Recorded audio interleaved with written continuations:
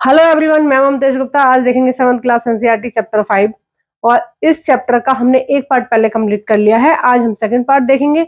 आइए देख लेते हैं चैप्टर का नाम क्या है। देखिए, न्यू एनसीईआरटी के अकॉर्डिंग, यानी कि जो 2023 में सिलेबस चेंज हुआ है उसके अकॉर्डिंग इस चैप्टर का नंबर है 5 और ये 5 चैप्टर है। और जो ओल्ड एनसीईआरटी है ये उसमें चैप्टर नंबर 7 है।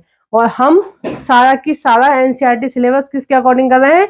न्यू एनसीईआरटी के अकॉर्डिंग कर रहे हैं, यानी कि जो 2023 में सिलेबस चेंज हुआ है उसके अकॉर्डिंग कर रहे हैं। तो आइए चैप्टर का नाम देख लेते हैं। जनजातियां, खाना बदोश और एक जगह बसे हुए समुदाय।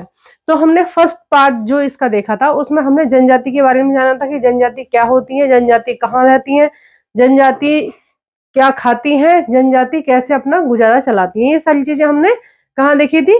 फर्स्ट पार्ट में देखी थी। ठीक है, अब हमने उसी पार्ट में ये चीज डिस्कस कर ली थी कि कौन सी जनजाति भारत में कहाँ कहाँ पाई जाती है। ठीक है, उसके जो जनजातियां और उनके स्थान की मैंने एक पीपीटी आपको उस वीडियो के बिल्कुल लास्ट में भी लगा के दी थी।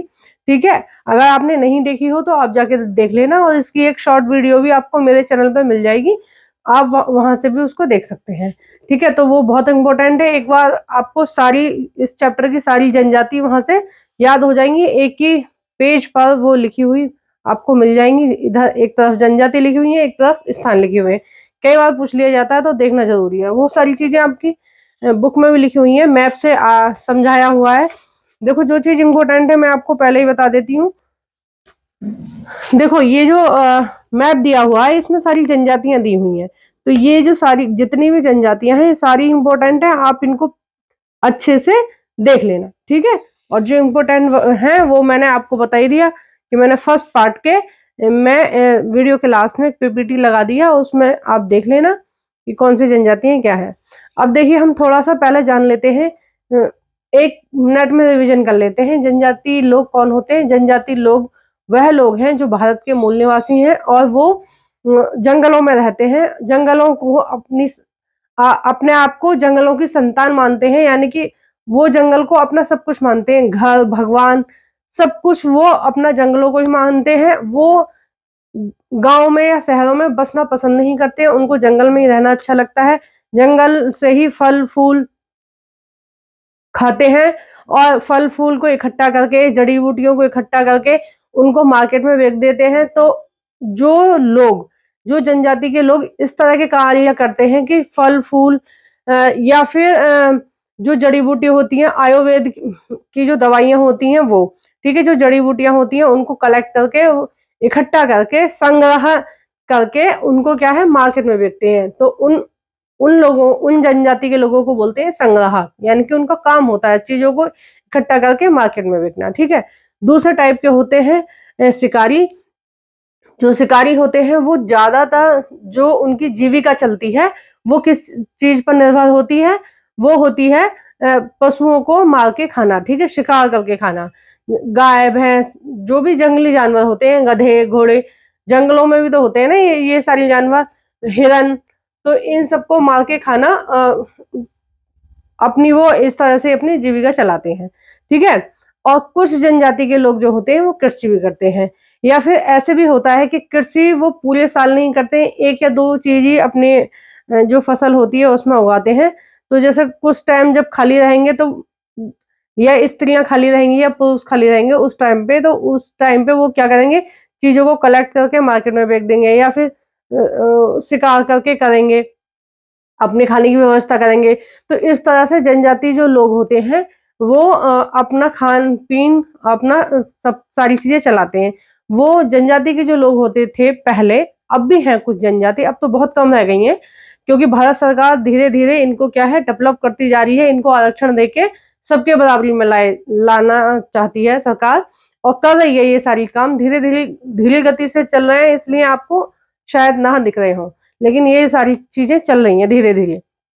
तो जनजाति के जो लोग हैं वो अपने बच्चों को ना पढ़ाते हैं, ना समाज के जो बाहरी समाज है, मतलब जंगल से बाहर का जो समाज है उसमें वो भेजना भी पसंद नहीं करते हैं, न ही उसमें रहना पसंद करते हैं। ठीक है, तो जनजाति के जो लोग हैं वो, उनका पहले बहुत ज्यादा शोषण होता था, क्योंकि पढ़े लिखे लोग नहीं थे और कोई उन बहुत सारी चीजों के भी थोड़े बहुत दाम दे के लोग उनका खरीद लेते थे, उनका शोषण करते थे। क्योंकि अगर आप पढ़े लिखे नहीं हो तो आपको हिसाब पता चलेगा ही नहीं कि आपको कितनी चीज के कितने पैसे लेने हैं। ठीक है, तो ये सारी चीजें थी। अब जो वो कृषि करते हैं, जनजाति के लोग जो कृषि करते हैं उनको बोलते हैं स्थानांतरी कृषि। ठीक है, ये सारी चीजें आप 8th चैप्टर में भी पढ़ोगे, सॉरी 8th क्लास में भी पढ़ोगे। आपने 7th क्लास में मैं आपको इस टाइम पे पढ़ा रही हूँ, और आगे जाके ऊपर वाली क्लासों में पढ़ोगे, शायद 9th या 10th में भी इस तरह का कोई चैप्टर है जनजाति का। ठीक है, तो इस चैप्टर को बहुत ध्यान से देखिए, बहुत ज्यादा क्वेश्चन यहाँ से पूछे जाते हैं। मेनली वही पूछा जाता है कि कौन सी जनजाति कहाँ है, और ये जो 2 जनजाति अब सेकंड पार्ट में हम डिस्कस करेंगे, ये भी बहुत इंपॉर्टेंट है, गौंड जनजाति और अहोम जनजाति। ठीक है, आइए हम यहाँ पर देख लेते हैं थोड़ा सा। देखो, बदलता समाज, तो मैंने आपको बताया अभी 2 मिनट पहले, मैंने आपको बताया कि जो जनजाति लोग हैं वो अपने आप को जंगलों से दूर, सॉरी समाज से, जो बाहरी समाज है, जंगल के बाहर का समाज है, उससे अपने आप को दूर रखते हैं। और कहाँ सीमित रखते हैं? जंगलों में ही सीमित रखते हैं, मतलब जंगलों में ही रहते हैं जो जनजाति के लोग थे। लेकिन जैसे जैसे बदलाव आ रहे थे, ठीक है, समाज में बदलाव आ रहे थे। देखो, बदलता समाज, जैसे समाज में बदलाव आ रहे थे, समाज में क्रांति आ रही थी और समाज बदल रहा था, नए नए समाज बन रहे थे। ठीक है, और नए नए शहर बन रहे थे, गांव बन रहे थे, विकसित हो रहा था। आज भी हमारे देश में क्या हो रहा है? गांव कम होते जा रहे हैं दिन पर दिन, और शहरों का जो आकार है वो बढ़ता जा रहा है। तो उसी तरह से पहले भी हो रहा होगा। तो जब ये सारी चीजें हो रही थी तो क्या हुआ? नई जातियां और श्रेणियां, यानी कि नई जातियां बनी और नई श्रेणियां बनी। अब देखो, जो जनजाति लोग थे, जो संग्राहक लोग थे, ठीक है, जो मार्केट में सामान कलेक्ट कर करके बेच रहे हैं, है ना। कुछ जो लोग, कुछ जनजाति के लोग थे, वो इतने समृद्ध हो गए थे कि वो युद्ध लड़ने लड़ने के में भी सक्षम थे। उन्होंने तीर कमान का आविष्कार कर लिया था, तलवार चलानी सीख ली थी, ये सारी चीजें उन्होंने सीख ली थी, घोड़े चलाने सीख लिए थे। तो कुछ जो लोग थे, जो संग्राहक टाइप के लोग थे, जो मार्केट में उनका आना जाना था, ठीक है, उनको ऊंची जातियों में उनको रख लिया गया, जैसे वैश्यों में रख लिया गया। जो वैश्य जाति थी उसका क्या काम था? एक तरह से आप उनको बनिया भी बोल सकते हो। ठीक है, जो बनिए होते थे, उनका क्या काम होता था? व्यापार का काम होता था। ठीक है, चीजों को मार्केट में बेचने का काम होता था। तो ये जो जो जनजाति के लोग इस तरह के काम कर रहे थे, जो ब्राह्मण थे, ठीक है, हम हिंदू धर्म में जो मेन काम था वो ब्राह्मणों का था, धर्म की संरक्षण करना और धर्म को आगे बढ़ाना। किसका काम था? ब्राह्मणों को काम था। और ब्राह्मणों ने क्या किया कि जो जनजाति के लोग समाज में आने लगे थे बार बार, मतलब समाज में कुछ काम में हाथ बटा रहे हैं या जो अर्थव्यवस्था है उसको आगे बढ़ा रहे हैं, तो उसके आधार पे उनको हिंदू धर्म में मिला लिया। ठीक है, उनको ऑफर दिया कि आप भी क्या है, हिंदू धर्म अपनाओ और इस तरह से रीति रिवाजों को अपनाओ और इस धर्म में आप आओ। ठीक है, तो जब इस तरह के जो जनजातियां लोग थी, जब समाज में अंदर आने लगी, तो उनकी क्या है, नई जातियां बन गई और नई श्रेणियां बन गई। ठीक है, तो ब्राह्मणों के पहले, ब्राह्मणों ने कितने वर्ण चलाए थे? पहले 4। पहला कौन सा था? पहला क्षत्रिय था। क्षत्रिय पहले ब्राह्मण था। ठीक है, ब्राह्मणों का क्या काम होता था? धर्म की रक्षा करना और धर्म को आगे बढ़ाना, और जो समाज है उसको क्या है, धर्म की तरफ ले जाना, अच्छे आचरण की तरफ ले जाना, अच्छी चीजों की तरफ ले जाना। ठीक है, भगवान की तरफ ले जाना, ये काम था। दूसरा थे क्षत्रिय। क्षत्रिय का काम था अपने देश की रक्षा करना। ठीक है, राजा, राजा मंत्री, ये सब ज्यादातर कौन होते थे? क्षत्रिय होते थे। तीसरा था वैश्य। वैश्य का मतलब था व्यापार करने वाला। जो व्यापारी होते थे उनको उनको बोलते थे वैश्य। और चौथा जो वर्ण था शुद्ध वर्ण, बाकी के जो काम होते थे वो काम किसके अंतर्गत आते थे? शूद्रों के अंतर्गत आते थे। ठीक है, तो जो जनजाति के लोग थे, जिस कैटेगरी का वो काम करने लगते थे, उन्हें उसी कैटेगरी में शामिल कर लिया जाता था। जैसे कुछ जो लड़ने में और इस तरह की चीजों में थे, उनको क्षत्रिय में शामिल कर लिया गया। कुछ जो वैश्यों का काम करते थे उनको वैश्यों में शामिल कर लिया गया। कुछ जो व्यापार का काम कर रहे थे उनको वैश्यों में शामिल कर लिया गया। और कुछ जो छोटे मतलब इन तीनों वर्णों के अलावा जो काम कर रहे थे, ठीक है, उनको किसमें, शूद्रों में शामिल कर लिया गया। और कुछ जो जनजाति थी इन तीनों ही कैटेगरी, इन चारों ही कैटेगरी में नहीं शामिल की गई, उनको एक अलग से मान्यता दे दी गई, अलग से जाति व्यवस्था उनके लिए बना दी गई। ठीक है, तो इस तरह से इनको जो समाज बदल रहा था उसमें इनको धीरे धीरे धीरे धीरे स्थान मिलने लगा था। अब देखिए अर्थव्यवस्था और समाज की जरूरतों के अनुसार, मैंने अभी आपको बताया ना कि जैसे जैसे बदलाव आ रहे थे वैसे वैसे जनजातियों को भी अपने में मिलाते जा रही थी। जनजातियों के अनुसार कई जनजातियां और समाज समूह को जाति विभाजन समाज में शामिल कर लिया गया और उन्हें जातियों का दर्जा दे दिया गया। ठीक है, उनको किसका दर्जा दे दिया गया, जातियों का। अब जैसे देखिए सुनार है, लोहार है, तो ये क्या है, ये जनजाति के लोग थे, पहले छोटे छोटे काम करते थे, फिर इनको बाद में एक अलग जाति के रूप में इनको अपना लिया गया। ठीक है, और इन्हीं सब जातियों का जो समूह है उसको हम बोलते हैं एसटी कैटेगरी, यानी कि जनजाति समूह। ठीक है, अलग से है ना इनका आरक्षण, इसीलिए है कि ये कहीं ना कहीं पिछड़े रह गए शिक्षा की वजह से। ठीक है, अपने आप को इन्होंने समाज से दूर रखा, इसलिए थोड़े पिछड़े रह गए, इसलिए इनको क्या है, आरक्षण देके इनको फ्री में घर देके इनको सोसाइटियों में बसाया जा रहा है। ठीक है, ये सारी आरक्षण का जो मेन मतलब होता है वो ये नहीं होता है कि ये इस जाति के हैं इसलिए इनको आरक्षण देना है। आरक्षण का मतलब होता है कि जो लोग पिछड़ गए हैं किसी भी तरीके से, ठीक है, या शिक्षा की वजह से या स्थान की वजह से या गरीबी की वजह से, किसी भी तरह से जो पिछड़े रह गए हैं देश में, उनको क्या है, ऊपर उठाना है और बराबर में लाना है। आरक्षण का मतलब यही होता है। ठीक है, अब देखिए क्या हुआ, 11वीं और 12वीं सदी तक आते आते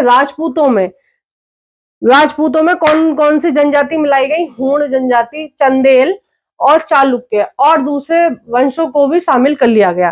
ठीक है, राजपूतों में इनको शामिल कर लिया गया। ठीक है, और कुछ कुछ कुछ को कहीं शामिल नहीं किया गया था, उनको अलग से जाति प्रोवाइड करवाई गई, मतलब उनको अलग से मान्यता दे दी जाति के रूप में, जैसे सोनार, लोहार, आपकी बुक में दिया हुआ है ये सब। ठीक है, एक बार मैं पढ़ा देती हूँ, लेकिन एक बार आपको भी पढ़ लेना चाहिए बुक को, चाहे सरसरी नजर से पढ़ लो, 10 या 15 मिनट ही लगते हैं, 2-3 पेज ही तो है, इनको पढ़ने में 10-15 मिनट लगेंगे आपको, तो आप पढ़ लोगे तो और भी अच्छे से आपको हमेशा के लिए याद हो जाएगा। ठीक है, अभी देखो सीटेट में भी काम आएगा आपको, DXXB का एग्जाम देंगे या किसी भी स्टेट का TGT देंगे तो आपको उसमें सभी एग्जामों में काम आएगा ही आएगा NCERT।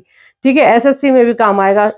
SSC में 2023 में जितने भी एग्जाम हुए हैं उसमें जितनी भी जीके पूछी गई है वो सारी की सारी NCERT से ही पूछी गई है।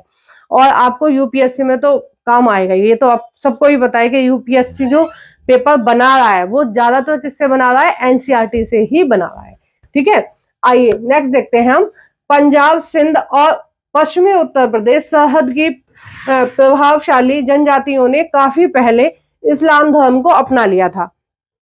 यानी कि कौन कौन सी वाले स्थान की बात हो रही है, देखिए ये पश्चिमी, देखो कहां पर है, उत्तर पश्चिमी, यानी कि उत्तर उत्तर हो गया ना ऊपर वाला भाग, उत्तर और पश्चिमी, यहाँ की जो जनजातियां थी, यानी कि जम्मू कश्मीर, पंजाब, हिमाचल की कुछ जो जनजातियां थी और जो भाग पाकिस्तान में है उसकी जो जनजातियां थी, उन्होंने क्या किया, हिंदू धर्म को नहीं अपनाया, उन्होंने कौन से धर्म को अपनाया, उन्होंने मुस्लिम धर्म को अपनाया। यानी कि जो बाहर के आक्रमणकारी आ रहे थे, जो ईरान से, इराक से, सऊदी अरब से, इधर से जो आ रहे थे मुस्लिम, ठीक है, वो जो तो वो कहां से एंटर कर रहे थे, वो यहां से एंटर कर रहे थे। यानी कि जो मुसलमानों का प्रभाव था, जो बाहर के आक्रमणकारियों का प्रभाव था, वो सबसे ज्यादा किधर था, इधर था। तो जो विदेशी जो लोग आ रहे थे उन्होंने यहाँ पर प्रभाव डाला और यहाँ की जनजातियों को क्या है, मुस्लिम बना लिया। ठीक है, इसलिए यहाँ की जनजाति के लोग क्या है, मुस्लिम है। जो आज का पाकिस्तान है, आज के पाकिस्तान में ज्यादातर लोग मुस्लिम है।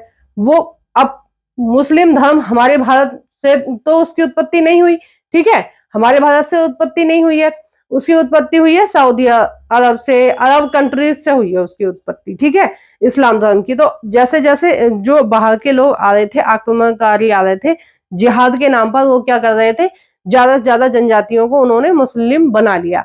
तो इतना सारे मुस्लिम उन्होंने हिंदुओं को या किसी भी जनजाति के लोगों को कन्वर्ट कर लिया, किस में कर लिया, मुस्लिमों में कन्वर्ट कर लिया। अब देखिए जो सिंध है, ये सिंध प्रांत कहाँ है? पाकिस्तान में है, ठीक है। सिंध सिंध के नाम से एक अलग राज्य है, उसका नाम है सिंध। तो सिंध प्रांत कहाँ है? उसमें है, पाकिस्तान में। और देखिए पंजाब, पंजाब का कुछ हिस्सा तो भारत में है, और जिस तरह से भारत में उसी तरह से क्या है, पाकिस्तान में भी है, ठीक है। उसी तरह से कश्मीर कुछ भारत में है और कुछ पाकिस्तान में है। जब बंटवारा हुआ था तो इस तरह से हुआ था कि जहां जहां मुस्लिम लोग ज्यादा रह रहे हैं वो इलाका किनको दे दिया गया? पाकिस्तान को दे दिया गया। तो सबसे ज्यादा कन्वर्जन कहाँ हुआ था? मुस्लिमों सब किसी भी जनजाति के लोगों का मुस्लिमों में वो यही हुआ था, ठीक है। आइए नेक्स्ट देखते हैं। देखो ये जनजातियां कई बार पूछ ली जाती हैं, तो आपको क्या है पता होना चाहिए कि कौन सी जनजाति कहाँ है। अब देखो सिंध के और पंजाब के जो लोग थे वहां पर जो जनजाति थी उनका किसमें कन्वर्जन हो गया? मुस्लिमों में। ये चीज आप याद रखना। देखो नेक्स्ट देखते हैं हम। देखो इसमें एक चीज और है, ये कॉलम में रह गई है, मैं लिखना भूल गई हूँ, मैं आपको उसको ओरली बता देती हूँ, ठीक है। एक मिनट रुके। देखो ये एक कॉलम दिया हुआ है यहाँ पर जनजाति का, जनजाति विचार। तो इस तरह का कॉलम एनसीईआरटी के पिछले चैप्टर में भी दिया हुआ था, तो ये रिपीट है, 2-3 बार का रिपीट है, ठीक है। इसलिए मैंने बोर्ड पे भी नहीं लिखा था, आप प्लीज इसको पढ़ लेना। जो चीज जितनी बार रिपीट होती है ना वो उतनी ही ज्यादा एग्जाम में पूछी जाती है। जैसे जनजाति वाला चैप्टर है, ये एनसीईआरटी में 6 से 12 तक के एनसीईआरटी में कई बार रिपीट है, इसलिए ये बहुत ज्यादा इंपॉर्टेंट है। ज्यादातर एग्जाम में इसमें से क्वेश्चन आता ही है। देखो इसमें लिखा है वर्तमान, आई होप कि आपको दिख रहा होगा, वर्तमान उइका कोंडन उदयाल के 12वीं शताब्दी के अभिलेख में ब्राह्मणों की एक सभा के विचार विमर्श का वर्णन मिलता है। यानी कि जो ब्राह्मण थे वो क्या है, विचार विमर्श करते थे हिंदू धर्म को आगे बढ़ाने के लिए, ठीक है। और ये जो मिलता है ये कहाँ मिलता है? तमिल के तिरुचिरापल्ली में, ठीक है। तमिल के तिरुचिरापल्ली में मिलता है, ठीक है। इसको याद रखना और एक बार आप पढ़ लेना है एनसीईआरटी में। नेक्स्ट देखते हैं नजदीक से एक नजर। नजदीक से एक नजर यानी कि जनजाति दी हुई है गौंड जनजाति, ठीक है। अब देखिए गौंड जनजाति कहाँ थी? ये बहुत ही महत्वपूर्ण जनजाति है। गौंड जनजाति आपने नाम भी सुना होगा और एग्जाम में क्वेश्चन भी पूछा जाता है कि गौंड जनजाति कहाँ पाई जाती है, ठीक है। अब देखिए जो गौंड जनजाति थी हम उसके बारे में पढ़ेंगे कि गोंडवाना नामक विशाल वन प्रदेश में रहते थे, ठीक है। गोंडवाना क्या है कि हमारा जो दक्षिण भारत है ना वो किससे बना है? बेसाल्ट से बना है, यानी कि लावा। यानी कि ऐसा क्यास लगाया जाता है कि पहले कभी हमारा जो दक्षिण भारत है उसमें ज्वालामुखी विस्फोट हुए होंगे, ठीक है। और जब वो ज्वालामुखी ठंडा हो गया है तो उसका ही बना हुआ क्या है? दक्षिण भारत है। इसलिए जो दक्षिण भारत है उसमें पानी की बहुत ज्यादा कमी होती है, क्योंकि उसमें क्या है, गड्ढा करके नलकूप से पानी नहीं खींच सकते हैं। तो जो दक्षिण भारत के लोग हैं वो ज्यादातर किस पर निर्भर होते हैं? या तो वर्षा के पानी पर निर्भर होते हैं और या फिर नदियों पर निर्भर होते हैं, ठीक है। तो वहां पर साउथ इंडिया में हमारे यहाँ से भी ज्यादा पानी की किल्लत होती है। क्यों होती है? क्योंकि वहां पर क्या है, जमीन में गड्ढा करके पानी नहीं निकाल सकते हैं। जैसे आपके यहाँ बोरिंग से पानी निकाल लेते हैं, कई लोग उसको हैंडपंप भी बोलते हैं, और जैसे समर से पानी निकालते हैं, ठीक है। तो इन सारी चीजों से जो हम पानी निकाल लेते हैं वो साउथ में नहीं निकाल पाते हैं, क्योंकि वो क्या है, पत्थर है। जो पत्थर आपके घर में पड़ता है ना, बड़े बड़े पत्थर होते हैं, उसी तरह की बहुत मोटी मोटी चट्टाने हैं जो काटना उनको लगभग लगभग नामुमकिन सा है। इसलिए वहां पर क्या है, पानी की कमी है। तो मेरे कहने का मतलब है कि गोंडवाना क्या है? गौंड जनजाति कहाँ रहती थी? गोंडवाना नामक वन प्रदेश में। तो ये जो प्रायद्वीपीय भारत है, ठीक है, प्रायद्वीपीय भारत किसका बना हुआ है? गोंडवाना का, गोंडवाना भूमि से बना हुआ है, ठीक है। और इसका एक पार्ट, कुछ इसका हिस्सा कहाँ है? इधर पूर्वोत्तर भारत में भी है, ठीक है। कहाँ पर है ये इधर है सिक्किम, मेघालय, और इधर असम में भी कुछ हिस्सा आ रहा है, इस इधर है। लेकिन इधर नहीं है, क्योंकि जो नदियां आई हैं, नदियों का जो पानी आया है, उन्होंने क्या है, इसको जो गोंडवाना भूमि है, यानी कि जो बेसाल्ट था, जो पत्थर था, उसको काट दिया है। ठीक है, करोड़ों वर्ष से नदियां चलती आ रही हैं, तो उनके जल ने क्या है, इसको अलग कर दिया है। इन नदियों ने क्या है, दक्षिण गोंडवाना भूमि को उत्तर गोंडवाना भूमि से अलग कर दिया है। ठीक है, कभी भी आपसे पूछा जाए कि जो गोंडवाना भूमि है, ठीक है, वो जो दक्कन का पठार है, उसका केवल यही हिस्सा नहीं है, उसका थोड़ा सा हिस्सा कहाँ है, ऊपर की तरफ भी है, मेघालय की तरफ भी है। ठीक है, इसलिए जो मेघालय में सबसे ज्यादा बारिश होती है, आप लोगों को पता है, लेकिन मेघालय के आसपास के जो कुछ इलाके हैं, उनमें पानी की कमी है, क्योंकि नीचे भूमि से पानी नहीं निकाल सकते हैं। बारिश होती है और कुछ जो पानी होता है वो ऊपर उड़ जाता है। ठीक है, और उससे ही बार बार बारिश होती रहती है वहां पर, लेकिन बारिश के पानी से ही वो लोग क्या है, काम चलाते हैं।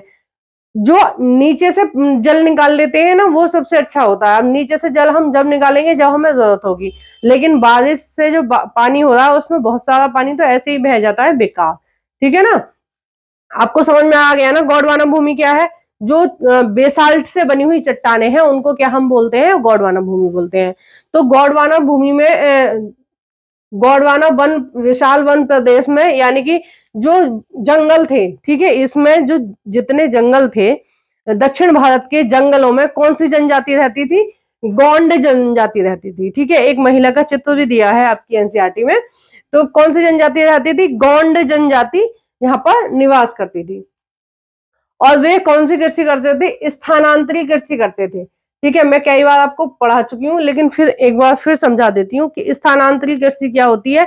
कि जनजाति के जो लोग होते हैं, वो वो खाद का ज्यादा प्रयोग नहीं करते हैं, उनको पता ही नहीं होता है खाद क्या होती है क्या नहीं होती है, क्योंकि वो एक जगह टिकता नहीं रहते हैं। वो क्या है, जो जनजाति के लोग होते हैं, आज इस जंगल में, कल उस जंगल में, परसों उस जंगल में, इस तरह से क्या है, चलते रहते हैं। हर साल वो अपना स्थान चेंज कर देते हैं।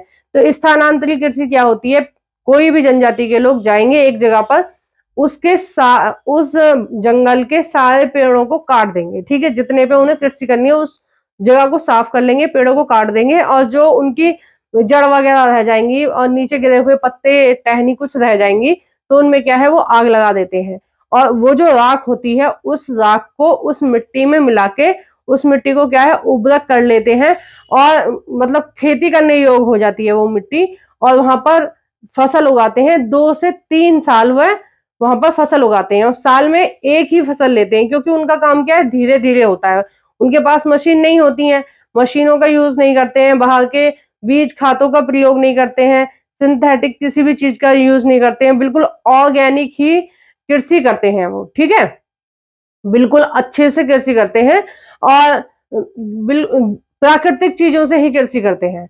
तो वो उनकी जो फसल है, वो क्या है, धीरे धीरे तैयार होती है, देर से तैयार होती है, क्योंकि वो बाहर की चीजों को नहीं डालते हैं, बिल्कुल प्रकृति के हिसाब से ही फसलों को उगाते हैं।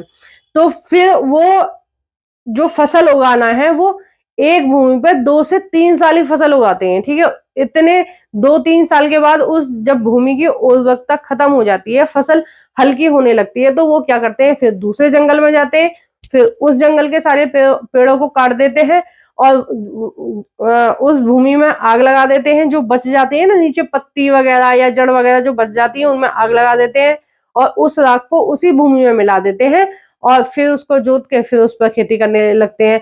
तो इसी तरह से वो हर 2 से 3 सालों में एक एक जगह को चेंज करके दूसरी जगह जाते हैं। ठीक है, और स्थानांतरित कृषि को ही कर्तन और दहन कृषि भी बोलते हैं। ठीक है, और इसको झूमिंग खेती भी बोलते हैं।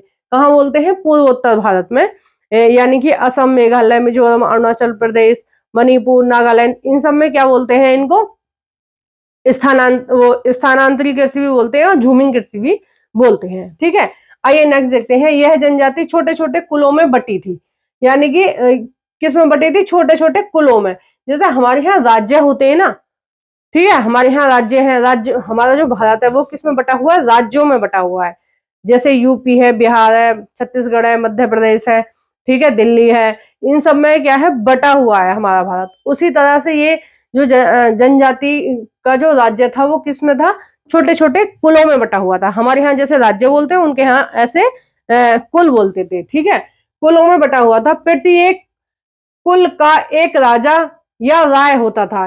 उसको जनजाति के लोग राय भी बोलते थे और कई जनजाति के लोग राजा भी बोलते थे। ठीक है, अब जैसे जो महाराष्ट्र में है उसमें राजा ना बोल के राव बोलते हैं। ठीक है, शिवाजी राव था ना, उनको राजा ना बोल के राव बोलते थे। ठीक है, अब देखिए इसका उल्लेख बाबरनामा में है। अब बाबरनामा एक पुस्तक है, आपको मैंने पिछले चैप्टर में पढ़ाया था मुगल काल में कि एक पुस्तक ये अब्बुल फजल ने लिखी है बाबरनामा। और ये क्या है, ये जो पुस्तक है, sorry sorry sorry sorry Akbarnama लिखी है अब्बुल फजल ने। ठीक है, कौन सी लिखी है, अकबरनामा। बाबरनामा जो पुस्तक है ये अलग है, ये बाबर की आत्मकथा है। और जो अकबर ने लिखी है वो अकबरनामा, अकबर ने लिखवाई है वो अकबरनामा है, और वो लिखी है अब्बुल फजल ने। ठीक है, तो जो बाबरनामा है उसमें इस जनजाति का उल्लेख है और बताया गया है बाबरनामा में। बाबरनामा में बताया गया है, बाबर कौन था, अकबर का बाबा था। तो बाबरनामा में ये चीज बताई गई है कि ये जनजाति कहाँ रहती थी, कैसे रहती थी, और इनका जो राज्य था वो किस प्रकार था। ठीक है, आगे देखते हैं। इनका जो गौड़ों का राज्य था उसको बोलते थे गढ़ कटंगा। क्या बोलते थे, गढ़ कटंगा। बहुत ज्यादा इसका उल्लेख मिलता है। ठीक है, एनसीईआरटी में क्या है, नाम क्या है, ध्यान से सुन लीजिए। गढ़ कटंगा के गौड़ राज्य में 70,000 गांव थे। कितने गांव थे, लोगों की बात नहीं हो रही है, गांव की बात हो रही है। ठीक है, कितने गांव थे, 70,000 गांव थे। ठीक है, राज्य गढ़ों में विभाजित थे, यानी कि राज्य किसमें थे, गढ़ों में विभाजित थे। इस एक तरह से जो मतलब इनका जो अलग राज्य था, गोंडवाना का जो अलग राज्य था यहाँ पर लगभग, ठीक है, यहाँ पर जो गोंडवाना का राज्य था वो अलग अलग कुलों में बटा हुआ था। ठीक है, और वो कुल क्या थे, एक राज्य के समान थे, उनका एक अलग राजा होता था। अब देखते हैं, तो उसको क्या बोलते थे, गढ़ बोलते थे। क्या बोलते थे, गढ़। राज्य गढ़ों में विभाजित थे।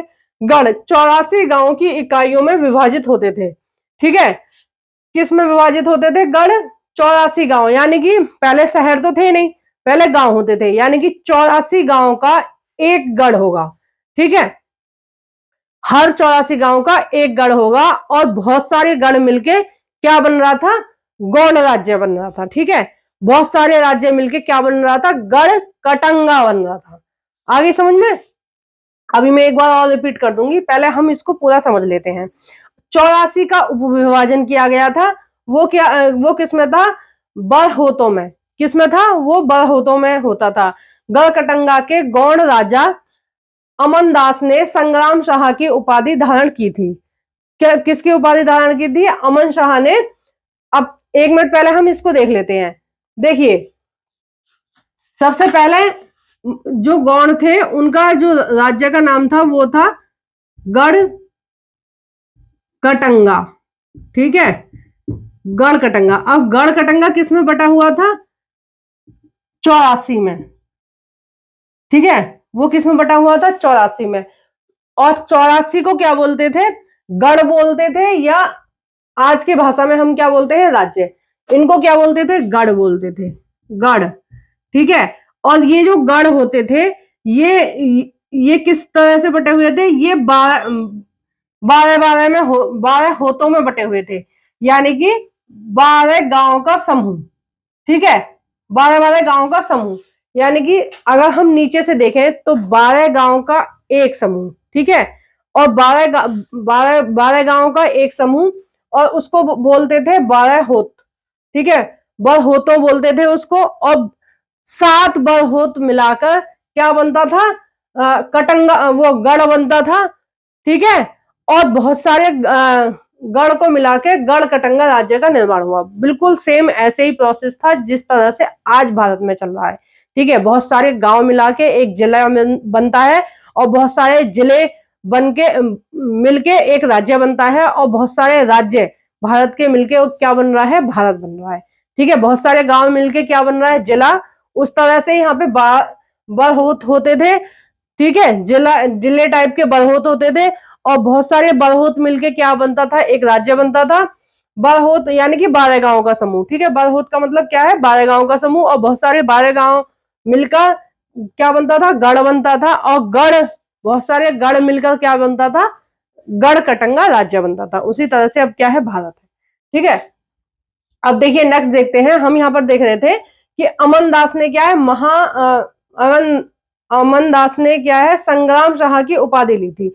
जो संग्राम शाह थे, उनका जनजाति के लोग थे, जनजाति थे, लेकिन उनको क्या है, धीरे धीरे जो वर्ण व्यवस्था थी उसमें दिलचस्पी आने लगी थी, क्योंकि वो धीरे धीरे क्या है, समृद्ध होते जा रहे थे और तीर कमान चलाना उन्होंने सीख लिया था। तो इसलिए उन्होंने क्या है, अपने आप को राजपूत दिखाने के लिए, अपने आप को राजपूतों में शामिल करने के लिए इस तरह की उपाधि ली थी, ठीक है। संग्राम शाह की उपाधि उन्होंने धारण की थी। उनके पुत्र दलपत महोवा के चंदेल राजा, उनका जो पुत्र था दलपत, दलपत ने क्या किया था, महोवा के चंदेल राजा की पुत्री सालबान की पुत्री दुर्गावती, कहाँ के राजा थे, जो दलपति था, दलपति किसका पुत्र था, अमनदास का पुत्र था। दलपत किसका पुत्र था, अमनदास का पुत्र था। और दलपत ने किसके साथ शादी की, महोवा के चंदेल राजा सालबान की पुत्री दुर्गावती से। और जो मेन चीज है ना याद रखने वाली, वो दुर्गावती है, ठीक है। दुर्गावती को अच्छे से ध्यान रखना, दुर्गावती के बारे में पूछा जाता है। तो जो दुर्गावती थी, दुर्गावती से विवाह कर लिया, लेकिन कुछ समय बाद जो ये जो दलपत थे, इनकी मृत्यु हो गई। और जिस समय इनकी मृत्यु हुई, उस समय दुर्गावती का जो पुत्र था वो केवल और केवल 5 साल का था, ठीक है। दलपत और दुर्गावती पति पत्नी थे, उनका जो पुत्र था वो 5 साल का था।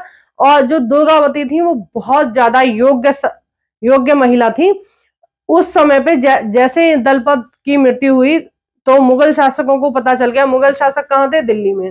तो मुगल शासकों को पता चल गया और उन्होंने क्या किया, इन पर आक्रमण करना शुरू किया। जो रानी दुर्गावती थी, उन्होंने आत्म समर्पण करने से अच्छा अपने आप को देश के ऊपर बलिदान करना अच्छा समझा। और उन्होंने अच्छे से लोहा लिया, अपना नेतृत्व किया, गौंड राज्य का नेतृत्व करते हुए, ठीक है, गौड़ राज्य का नेतृत्व करते हुए। और वो रणभूमि में वीर गति को प्राप्त हो गई। जैसे झांसी की रक्षा करते हुए झांसी की रानी लक्ष्मीबाई वीर गति को प्राप्त हो गई थी, उसी तरह से जो ये थी दुर्गावती, ये रणभूमि में ही अपने देश की रक्षा करते हुए मुगलों से हार गई थी और क्या है, वहीं पर वीर गति को प्राप्त हो गई थी। इनके बाद क्या है, जो मुगल थे उन्होंने इनके कई सारे राज्य छीन लिए थे। और जो समृद्ध राज्य थे, जो समृद्ध गढ़ थे, उनको क्या है, छीन लिया था और अपने में मिला लिया था मुगलों ने। लेकिन कुछ राज्यों को छोड़ दिया था। और उनका जो शासन था, जो गौंडों का शासन था, वो किसके हाथ में आ गया, रानी दुर्गावती के देवर के हाथ में, ठीक है।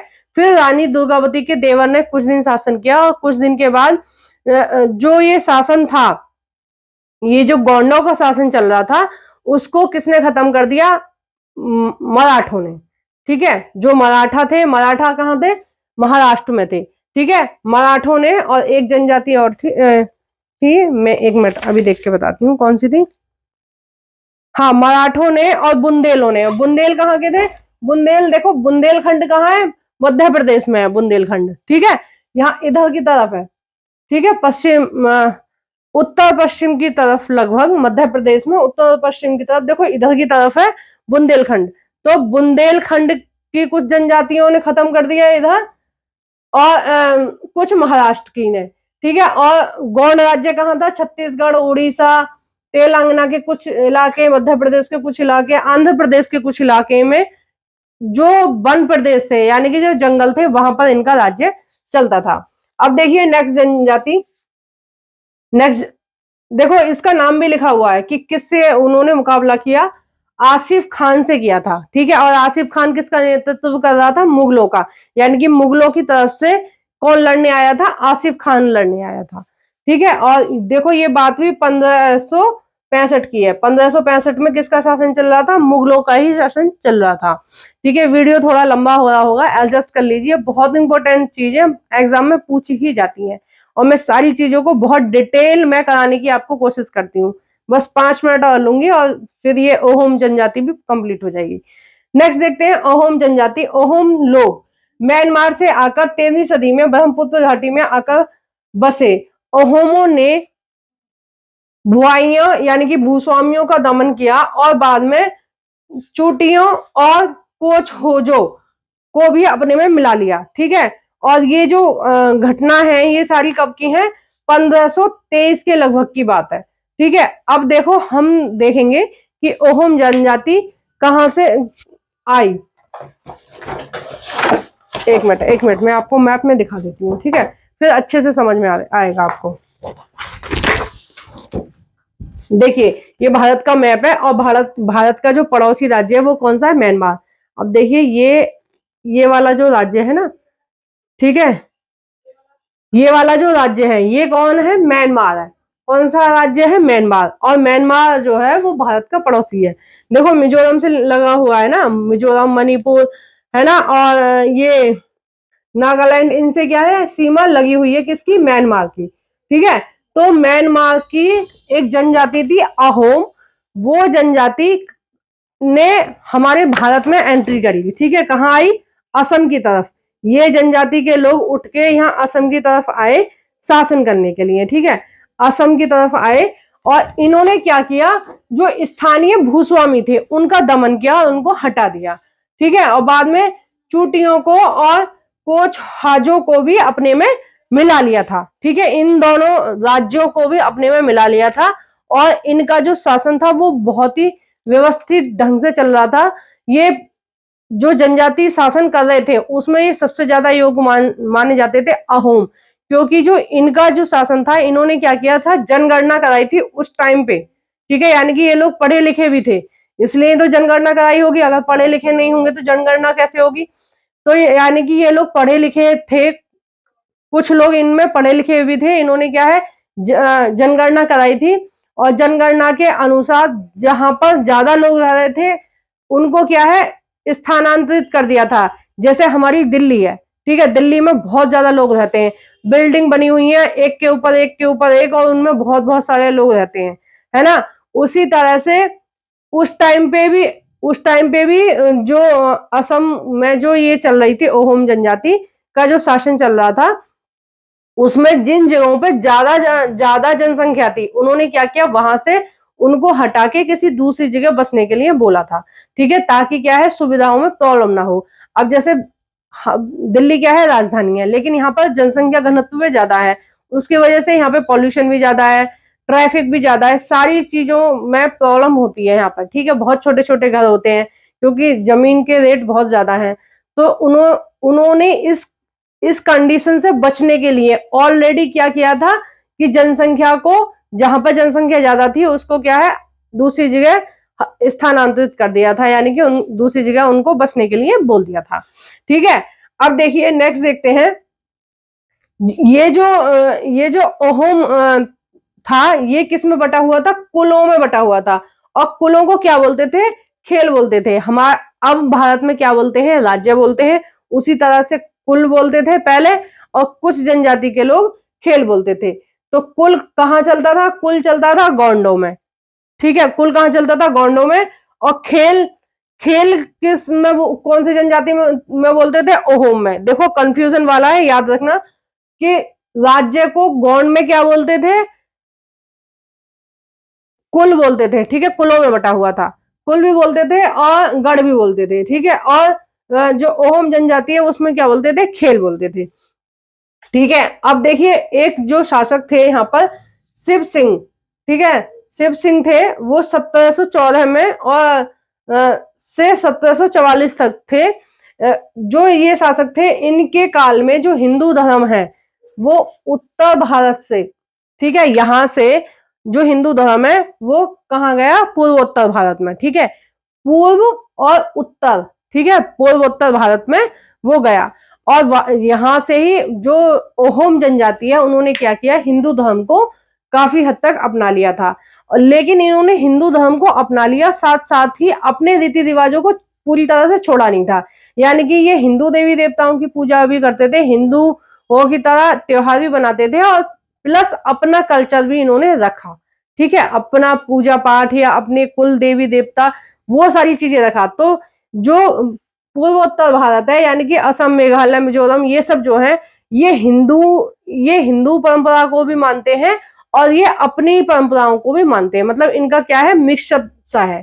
ठीक है, और जो हिंदू धर्म है ना, उसके नियम इतने सरल हैं कि उसको कोई भी आराम से अपना सकता है ना।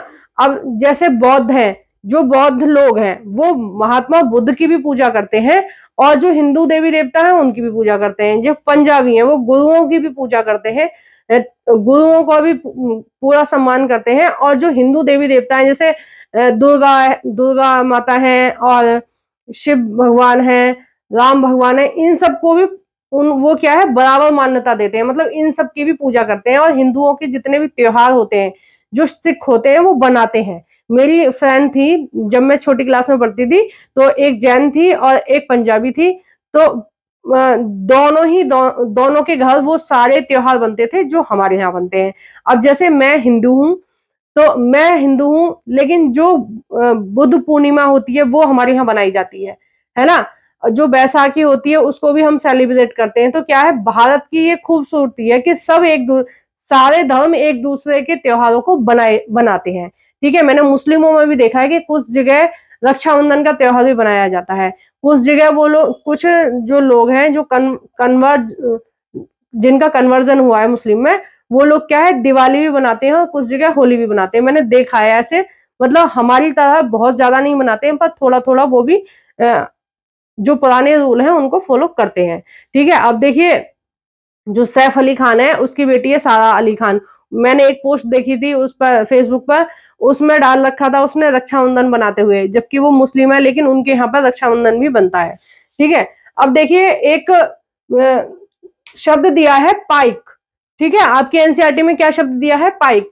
पाइक कौन लोग होते थे, पाइक वो लोग होते थे जो ओहम जनजाति थी। जो पाइक लोग होते थे, पाइक का मतलब है एक तरह से बंधुआ मजदूर। ठीक है, या एक तरह से जो गरीब लोग होते हैं वो जो मजदूरी करते हैं वो होते थे पाइक। ठीक है, यानी कि गरीब मजदूरों को क्या बोलते थे, पाइक बोलते थे। और जनगणना के अनुसार हर गांव की बारी आती थी, और हर गांव के लोग क्या है, अपने गांव से पाइक भेजते थे। यानी कि कुछ मजदूरों को या कुछ गरीब लोगों को राजा के यहाँ भेजते थे काम करने के लिए, क्योंकि राजा के यहाँ भी तो मजदूरों की जरूरत होती है, काम वाम करते हैं। और जो इस जनजाति के लोग थे, इन्होंने इन्होंने 1500 ईस्वी में ही बम गोले धमाकों का इस्तेमाल करना शुरू कर दिया था। ठीक है, ये उस कला को जान गए थे इतने साल पहले भी।